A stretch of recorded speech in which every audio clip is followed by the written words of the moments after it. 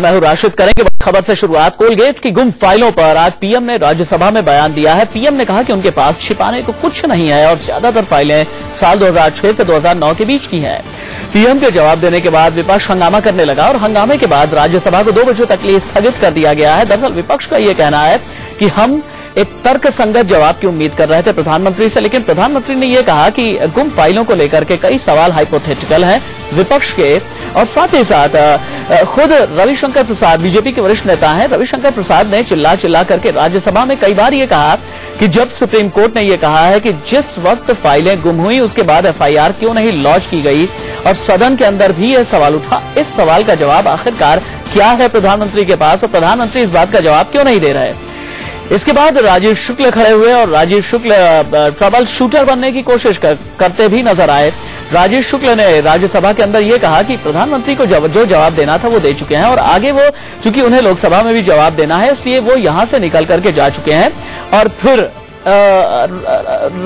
राजीव शुक्ल ने यह भी कहा कि इस बारे में जो भी जवाब देना है, आगे जो कुछ भी सदन में बताना है वो कोयला मंत्री श्री प्रकाश जायसवाल ही बताएंगे।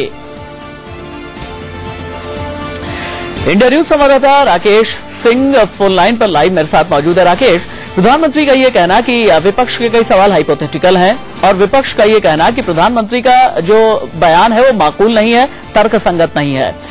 इसके बाद क्या यह समझा जाए कि आगे भी सदन में इस तरीके का हंगामा जारी रहेगा 2 बजे जब दोबारा से कार्रवाई शुरू होगी? देखिए राशिद, आज की जहां तक बात है, विपक्ष का जो रुख है उसके प्रधानमंत्री के जो जवाब आया है उस पर तेवर तल्ख है और सीधे तौर पर आरोप है प्रधानमंत्री ने गुमराह किया है। उनका जो जवाब था गोलमोल था। जो विपक्ष जिस मुद्दे को लगातार उठा रहा था कि आखिरकार कार्रवाई क्यों नहीं की गई और दोषी कौन है और कार्रवाई आखिर इसमें देरी क्यों की गई, तो सीधे तौर पर सवाल पर प्रधानमंत्री ने जवाब नहीं दिया और कहा कि ये पूरी तौर पर हाइपोथेटिकल प्रश्न है और किसी निष्कर्ष पर विपक्ष को नहीं पहुंचना चाहिए। और सीधे तौर पर इंडिया न्यूज ने रविशंकर प्रसाद जो कि राज्यसभा में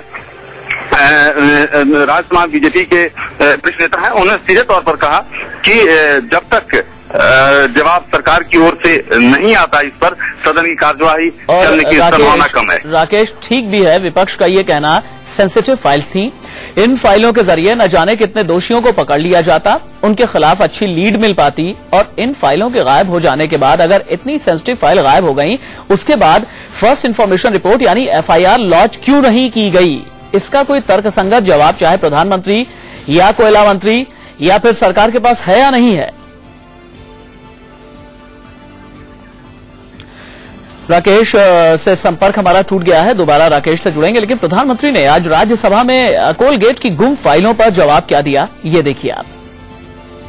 The so-called missing files or papers pertaining to the ongoing investigation into allocation of coal blocks, the House has already seen the detailed clarification offered by the Coal Minister in his statement of 23 August, that the government is making all efforts to locate the papers requisitioned by the CBI, and at this stage it would be premature to say that some papers are indeed missing.